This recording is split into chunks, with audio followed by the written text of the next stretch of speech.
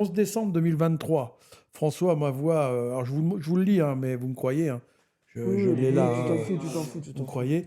Donc, il m'envoie un SMS. Il dit, Salut Jean-Louis, je suis devant le tribunal de commerce à Paris pour soutenir les casinos. Plein de pensées pour toi, pour Maggie et tous les Moulinex. Amitié, François. 11 décembre.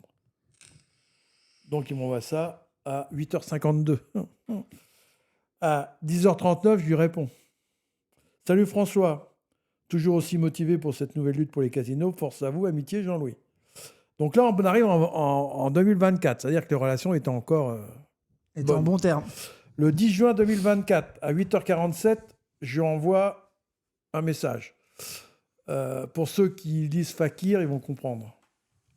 Donc, entre guillemets, je lui mets à la fin, c'est toi qui vas perdre. Fermez les guillemets. Donc là, c'est le moment où il dit, donc 2024, que les gens ils comprennent les dates.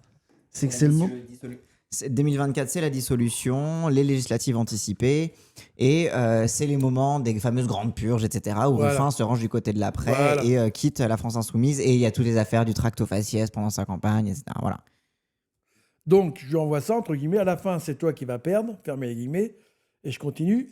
Jamais je voterai pour des partis qui trahissent leurs engagements. Jean-Louis. Puisqu'il est en mode le Donc, PS, il est etc., 8h47.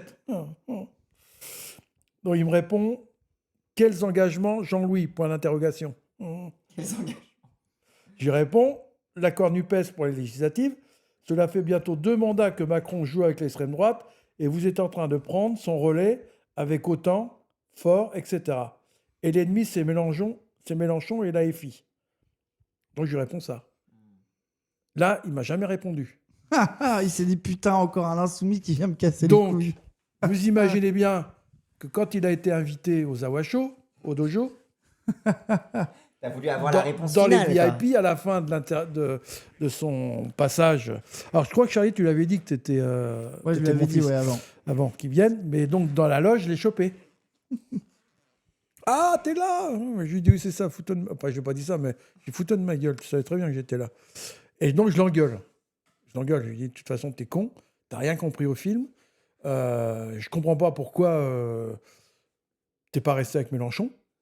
Parce que c'était quelqu'un que... Enfin, c'est pas Mélenchon lui-même, mais c'est toute la structure, les idées, etc. T'avais tout à y gagner. Et vous savez ce qu'il m'a répondu ? C'est pas des conneries. Ah, Jean-Louis, tu sais, je suis fatigué. Je vous assure. Oh, l'esquive. Et il m'a dit, Jean-Louis, je suis fatigué. C'est fou. Il était dans la merde. En fait, ce qu'il m'a dit, c'est qu'il savait que j'avais raison. Donc, ce message... Attends, toi, tu l'interprètes comme ça ? Ah oui. Moi, je le prends comme du mépris, quoi. Ah non. Pour moi, c'est qu'il est d'accord avec moi, mais il peut pas me le dire. Ah bon ? Oui. Pour toi, il sait qu'il a fait de la merde. Mais non, mais oui. Si, sinon, il continuerait pas. Mais il n'a pas le choix. Il n'a pas le choix. Bon, si. Non. Si, il a totalement le choix. Non. Il pourrait très bien redevenir un peu ce journaliste franc-tireur, et tout. Non. Il est trop convaincu qu'il va faire quelque chose, mais quand je dis il n'a pas le choix, ouais, c'est peut-être le mauvais terme. Par contre, je suis fatigué, il a abdiqué, il a conscience qu'il a laissé tomber et que c'est derrière lui tout ça. Voilà. Et donc, vous imaginez bien que là, je ne pense pas qu'il m'ébane de son numéro. J'attends donc le SMS, donc le dernier qui ne m'a pas répondu, que je ne vous dise pas de bêtises, je vous ai dit c'est juin 2024. Oui, le 10 juin 2024. J'attends avec impatience de lui dire, tu vois, je te l'avais dit que c'est toi qui allais perdre à la fin. J'attends, parce que c'est obligé qu'il va perdre, et il le sait. Quand il perdra la primaire de la gauche. Il n'y aura pas de primaire, de toute façon. Il n'y aura pas de primaire. Il y aura une primaire de l'après. Entre eux. Merci le scrimo. La primaire des bozos. Des bozos, quoi. Garrido, Corbière. Mais toi, mais toi, tu dis donc, que. François, il aurait dû rester au journaliste. Ça, oui. Ça l'a parce qu'il a fait. Tu regardes entre eux. Par exemple, sur les Gilets jaunes, je veux du soleil. Quand tu sais, par exemple, parce que moi, je l'ai rencontré, hein, il est revenu à l'assaut. Merci, Papy Milo. Il nous a représenté son film, tu vois, au luxe et tout ça. Toi, on a fait des concours de pétanque et tout, comme il faisait à chaque fois, tu sais. Je sais pas si vous vous rappelez. Voilà. Et donc, je veux du soleil. Moi, il m'a dit, j'ai fait ça parce que ce qui était dit à l'époque, c'est que les Gilets jaunes, c'était des fachos. Et donc, il dit, j'ai fait le truc, j'ai fait les ronds-points pour voir si c'était le cas, tu vois. Et c'est là qu'il m'a dit, non. Il y en a eu, mais ils se sont fait dégager. Et moi, par exemple, les Gilets jaunes de Caen, ils m'avaient demandé d'avoir la salle parce qu'on a 80 mètres carrés, nous, à l'assaut. Donc, je leur ai prêté.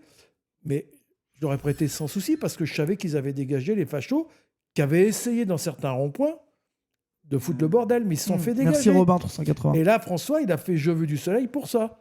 Pour montrer qu'en fait, les Gilets jaunes, c'était pas des fachos. C'était pour y avoir des gens de droite, parce qu'il y avait un peu de tout, mais qui n'étaient pas fascistes. Tu vois, des idées nazies, là, tout. Et puis après, donc qu'est-ce qui s'est passé? Est-ce qu'il a, quand il a eu son César, là, avec justement. Ça allait encore à l'époque. Non, mais est-ce que là, il n'a pas pété un câble? Il s'est cru plus gros qu'il n'est. Il s'est dit, putain, ça y est, je suis arrivé, quoi. Tu vois? Pour moi, c'est venu. Parce que tu regardes au César, par exemple. Après avec au César, c'était sur Je veux du soleil qu'il l'a eu. On est bien non, d'accord. sur Merci Patron. C'est Merci Patron. Ouais, je me rappelais plus. Parce que... Donc il emmène toute l'équipe. Oui. Toi, c'est le seul à le faire. Oui, et puis il a fait vraiment un coup et tout. Il est quand même à l'Assemblée nationale, c'est le seul qui a fait en sorte de défendre les femmes de ménage. Ça n'avait jamais été fait.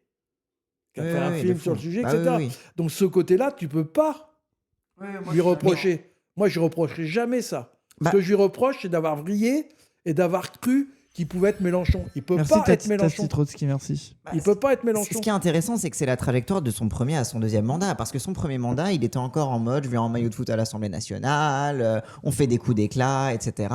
Sur la fin du mandat 2017-2022, quand on prépare la présidentielle de 2022, il commençait à y avoir des articles qui mettaient en concurrence Ruffin et Mélenchon.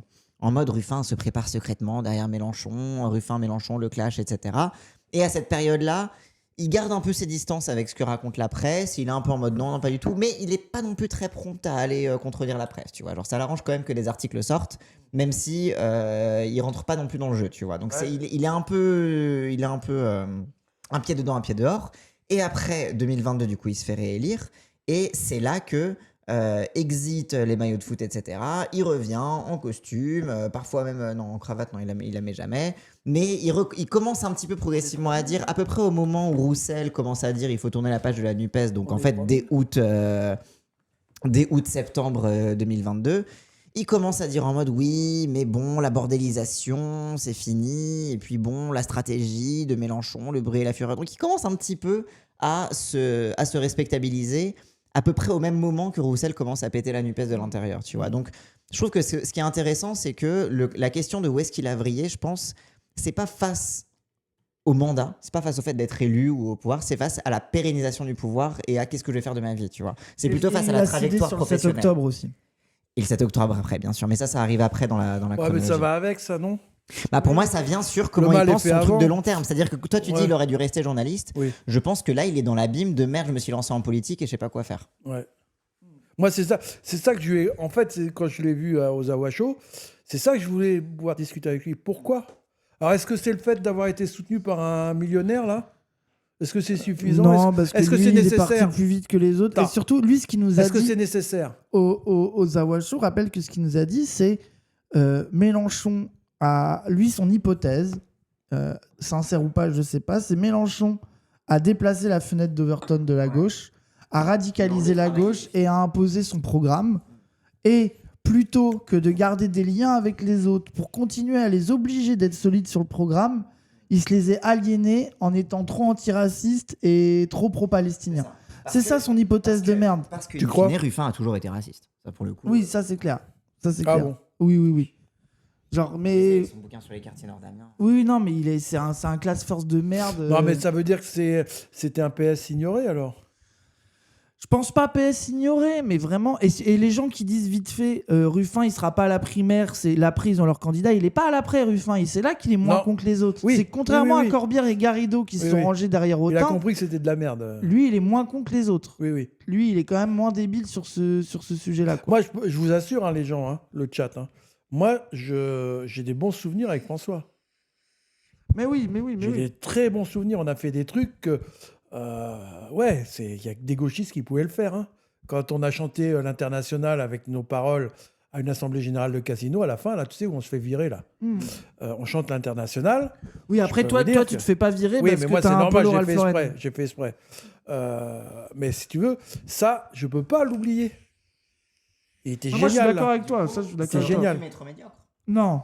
Ah oui, si, en Qu'est-ce que vrai. t'as dit Ça aurait pu Oui, être oui, oui, médiocre. oui, Moi, je suis médiocre. d'accord. Hein. Ouais, c'est ça. Moi, je suis C'est- d'accord. Hein. Aurait dû rester plus bas, journaliste. c'est trop dur. Il aurait dû rester journaliste, François. Il était bon là. Même sur ses films avec Jeunet, tout ça, il a fait des trucs bien. Jeunet. Bah, c'est Jeunet, pas l'écrivain. C'est là. pas Jeunet qui s'appelle l'autre. Le cinéaste. C'est pas Jeunet j'ai son dit- nom. C'est Perret. Ah oui, Perret. ça finit pareil. Oui, voilà. Perret. Perret.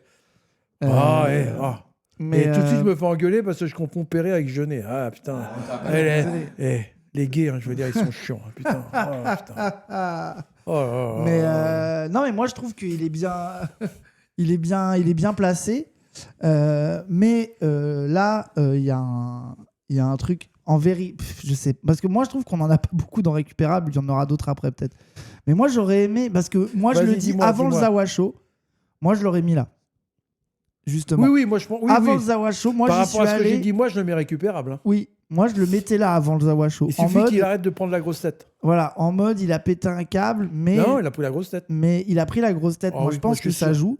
Oui. Mais je pense que politiquement, maintenant, il y a un problème. On Et le je voit sur pense les qu'il prises s'est de fait position. matrixer par des anti-mélanchonistes qui lui ont fait miroiter des. Alors, on appelle ça le miroir aux alouettes, qui lui ont fait croire qu'il pouvait être le successeur à Mélenchon. Genre, toi. Et là, il s'est fait baiser. J'en suis sûr. Parce que, si tu veux, c'est pas possible qu'il ait vrillé comme ça. Lui, il n'y a pas de raison. Toi, Onfray, il a perdu sa femme, il a fait un AVC.